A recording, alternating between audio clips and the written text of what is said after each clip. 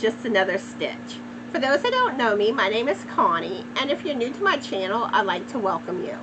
And if you are new, let me know in the comments down below. Let me know how you found out about my channel, and let me know a little bit about yourself so I can start to get to know you better. Well, today I will be reading chapter 5 of the Circular Staircase. And I want to apologize. I totally forgot yesterday to do my video for this book, so it's a day late. But anyway, chapter 5 is called Gertrude's Engagement. At 10 o'clock, the Casanova hat brought up 3 men. They introduced themselves as the coroner of the county and 2 detectives from the city. The coroner led the way at once to the locked wing, and with the aid of one of the detectives examined the room and the body. The other detective, after a short scrutiny of the dead man, busied himself with the outside of the house. It was only after they had got a fair idea of things as they were that they sent for me. I received them in the living room, and I had made up my mind exactly what to tell. I had taken the house for the summer, I said, while the Armstrongs were in California. In spite of a rumor among the servants about strange noises, I cited Thomas. Nothing had occurred the first 2 nights. On the 3rd night, I believed that someone had been in the house. I had heard a crashing sound, but being alone with one maid, had not investigated. The house had been locked in the morning and apparently undisturbed. Then, as clearly as I could, I related how, the night before, a shot had roused us, that my niece and I had investigated and found a body, that I did not know who the murdered man was until Mr. Jervis from the club informed me, and that I knew of no reason why Mr. Arnold Armstrong should steal into his father's house at night. I should have been glad to allow him entry there at any time. Have you reason to believe, Miss Eunice, the coroner asked, that any member of your household, imagining Mr. Armstrong was a burglar, shot him in self-defense? I have no reason for thinking so, I said quietly. Your theory is that Mr. Armstrong was followed here by some enemy and shot as he entered the house. I don't think I have a theory, I said. The thing that has puzzled me is why Mr. Armstrong should enter his father's house 2 nights in succession, stealing in like a thief when he needed only to ask entrance to be admitted. The coroner was a very silent man.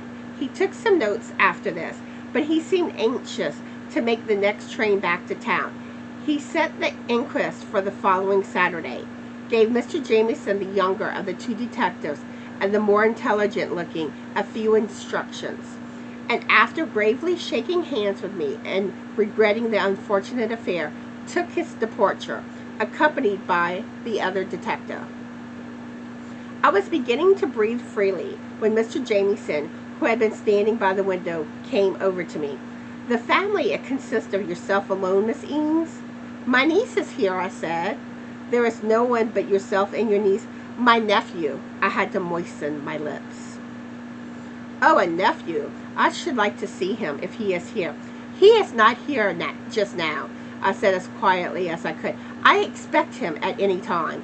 He was here yesterday evening, I believe. No, yes. Didn't he have a guest with him, another man? He brought a friend with him to stay over Sunday. Mr. Bailey. Mr. John Bailey, the cashier of the Traders Bank, I believe. And I knew that someone at the Greenwood Club had told. When did they leave? Very early. I don't know at just what time. Mr. Jamieson turned suddenly and looked at me. Please try to be more explicit, he said. You say your nephew and Mr. Bailey were in the house last night, and yet you and your niece, with some women servants, found the body. Where was your nephew? I was entirely desperate by that time. I do not know, I cried, but be sure of this. Hasley knows nothing of this thing, and no amount of circumstantial evidence can make an innocent man guilty. Sit down, he said, pushing forward a chair. There are some things I have to tell you, and in return, please tell me all you know. Believe me, things always come out. In the first place, Mr. Armstrong was shot from above. The bullet was fired at close range, entered between the shoulder, and came out, after passing through the heart, well down the back. In other words, I believe the murderer stood on the stairs and fired down. In the second place, I found on the edge of the billiard table a charred cigar which had burned itself partially out, and a cigarette which had consumed itself to the cork tip. Neither one had been more than lighted, then put down and forgotten. Have you any idea what it was that made your nephew and Mr. Bailey leave their cigar and their game, take out the automobile without calling the chauffeur, and all this at, let me see, certainly before 3 o'clock in the morning? I don't know, I said, but depend on it, Mr. Jameson. Hasley will be back himself to explain everything. I sincerely hope so, he said. Miss Eanes, has it occurred to you that Mr. Bailey might know something of this? Gertrude had come downstairs, and just as he spoke, she came in. I saw her stop suddenly, as if she had been struck. He does not, she said, in a tone that was not her own. Mr. Bailey and my brother know nothing of this. The murder was committed at 3. They left the house at 3:15. How do you know that? Mr. Jameson asked oddly. Do you know at what time they left? I do, Gertrude answered firmly. At 3:15, my brother and Mr. Bailey left the house by the main entrance. I was there. Gertrude, I said excitedly, you were dreaming. Why at 3:15? Listen, she said. At 2:30, the downstairs telephone rang. I had not gone to sleep, and I heard it. Then I heard Hasley answer it. In a few minutes he came upstairs and knocked at my door. Well, we talked for a minute. Then I put on my dressing gown and slippers and went downstairs with him. Mr. Bailey was in the billiard room. We all talked together for perhaps 10 minutes. Then it was decided that they should both go away. Can you be more explicit? Mr. Jameson asked. Why did they go away? I am only telling you what happened, not why it happened, she said evenly. Hasley went for the car, and instead of bringing it to the house and rousing people, he went by the lower road from the stable. Mr. Bailey was to meet him at the foot of the lawn. Mr. Bailey left. Which way? Mr. Jameson asked shortly. By the main entrance. He left. It was 2:45. I know exactly.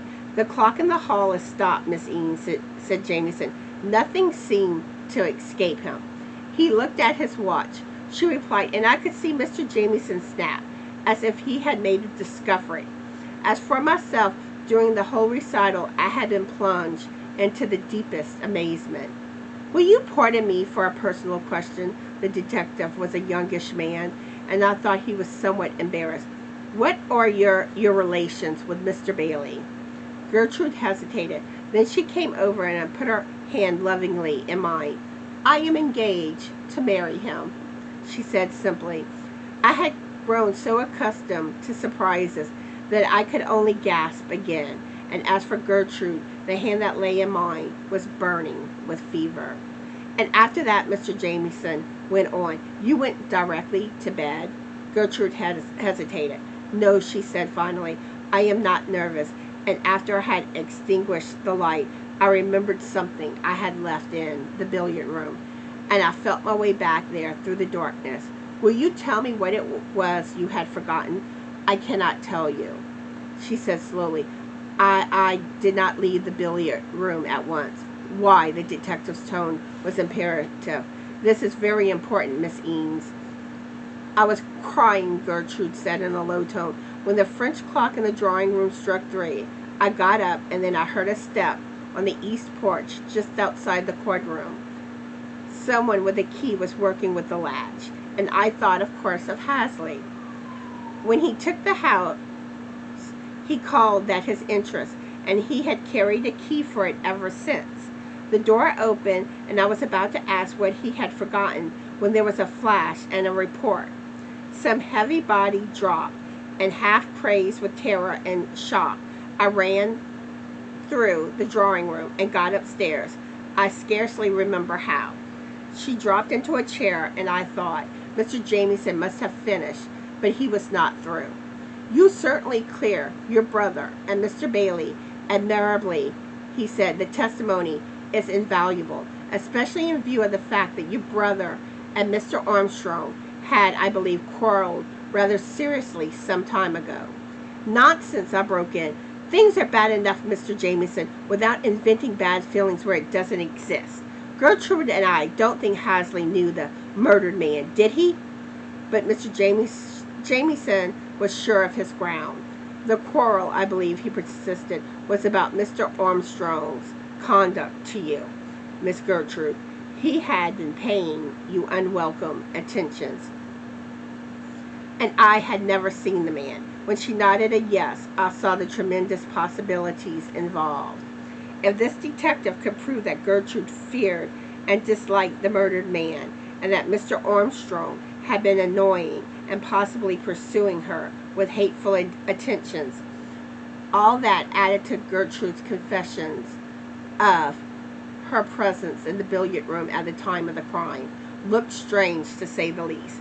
The prominence of the family assured a strenuous effort to find the murderer, and if we had nothing worse to look forward to, we were sure of a distasteful publicity. Mr. Jamieson shut his notebook with a snap and thanked us. "I have an idea," he said, apropos of nothing at all, "that at any rate the ghost is laid here, whatever the rappings have been, and the colored man says they began when the family went west 3 months ago. They are likely to stop now," which shows how much he knew about it. The ghost was not laid. With the murder of Arnold Armstrong, he or it only seemed to take on fresh vigor. Mr. Jamieson left then, and when Gertrude had gone upstairs, as she did at once, I sat and thought over what I had just heard. Her engagement, once as engrossing a matter, paled now beside the significance of her story. If Hasley and Jack Bailey had left before the crime, how came Hasley's revolver in the tulip bed? What was the mysterious cause of their sudden flight? What had Gertrude left in the billiard room? What was the significance of the cufflink, and where was it? So that is the end of chapter 5, and I hope y'all enjoyed today's reading, and I hope everyone is having a fabulous yarny day. Be the light, and bye!